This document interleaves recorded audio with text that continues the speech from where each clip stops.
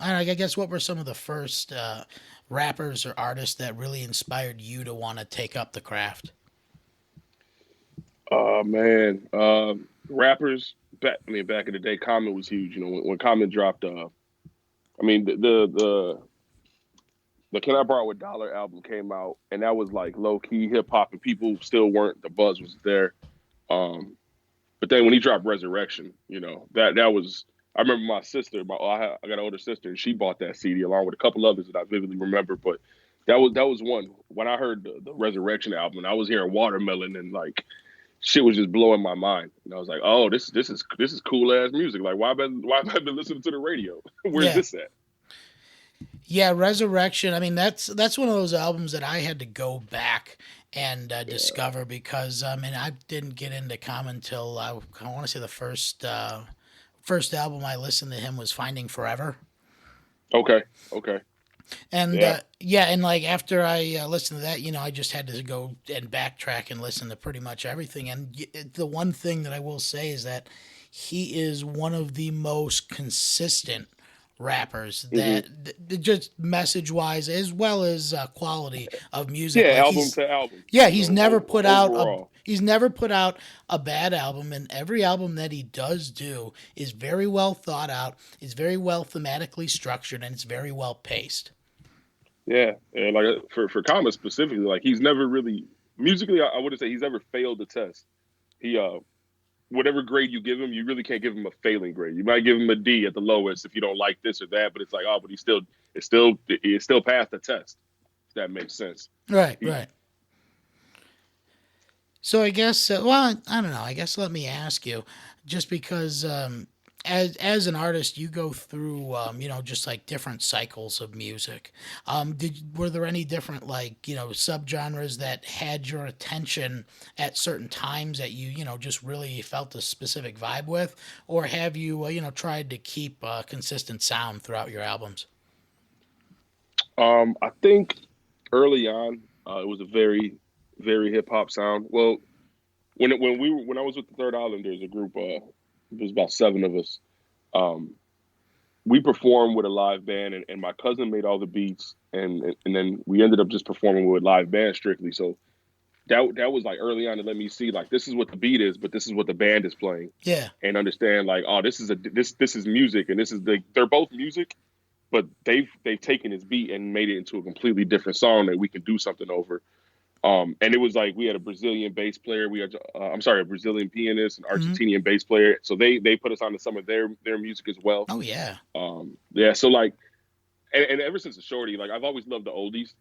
Always loved the oldies growing up. I used to listen to like 104.3 before I would go to sleep, on low Yeah, with yeah. Dick Biondi, and like that was my jam. You know what I mean? Like I would listen to that stuff for hours. So just having that all in me. My pops would always play Motown. I would have the Motown records and the Motown CDs at home. So like all of that later on inspired what I didn't even know was in me when it was like come time to me to step in front of a mic or like start making beats. It was like, oh man, I'm starting to remember all these songs and sounds that I liked, and trying to put it together now.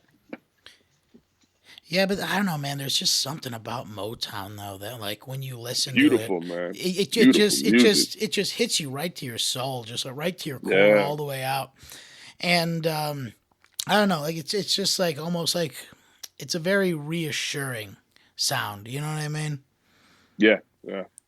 But I don't know. I feel like that's a lot of like the music that we grow up with. Like when we're, whatever music we're exposed to a lot when we're young, it just has Right. a particular way of like bringing us back to that nostalgia of the past. You know? Yeah, 100%. 100%. Like that's just it's the whole nature versus nurture Hmm. argument. And in this point, I mean, obviously you grow around, you grow up with a certain amount of music. So the best thing is you're either gonna really like that or you're gonna be like the complete opposite. Like, yo, I don't like the music I'm around. So when I grow up and make my own decisions, I'm gonna listen to something completely different.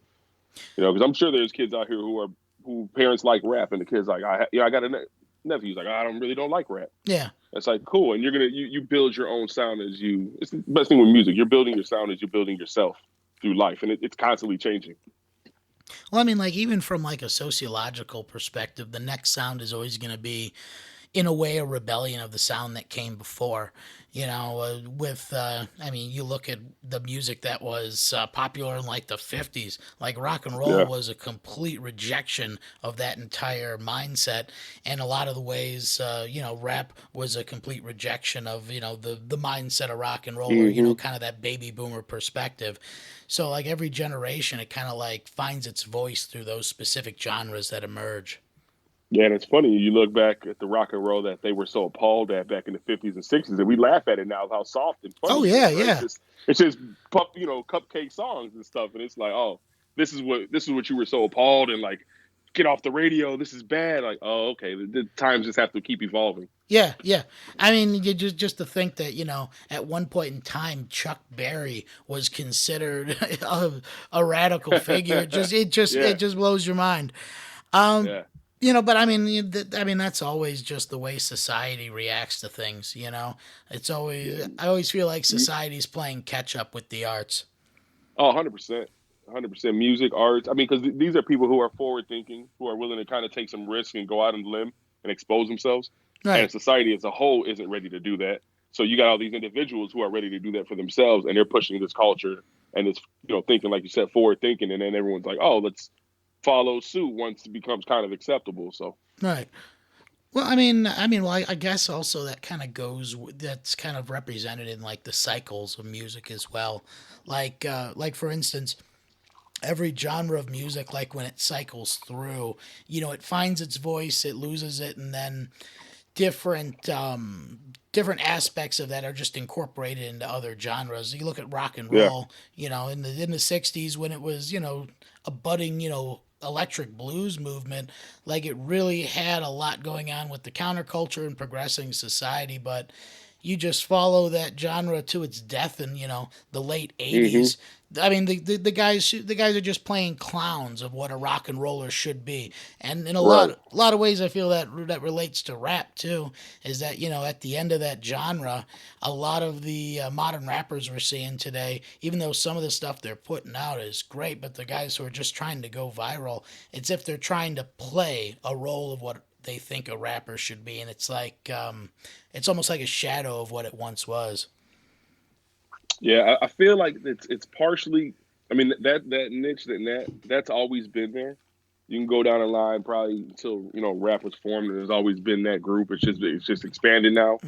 But Right, also, right. I think now more than ever in our time, people are just not caring who accepts them or who doesn't. Right? It's just like I'm gonna be me. I'm gonna do what I want to do, like it or not. And I think before there was a lot of guys who would have liked to do what's being done now. It wasn't acceptable. You would have got laughed out the cipher. You would have got and you just couldn't do it. So, So so it's almost like the traditional guardrails of what that genre once were have just kind of become more laissez-faire and allowed artists nowadays to have more freedom in what they want to do with the genre. yeah, yeah, I think so. And just the way that we're now able to put out music played a big part in that. Because you don't have to wait to get approval from anyone to put out your music or Yeah. put out your sound. Even it's not like an A&R has to approve it, and you have to wait to get money from this or get signed. No one has to say anything to you. You upload to whatever streaming site, and you're out there. That's it. That's all you got to do. So it's giving people more freedom for good and bad. Not everything's good out there. Not every experimental thing's good, but it is giving more freedom to artists to kind of do whatever they feel they need to artistically at the time.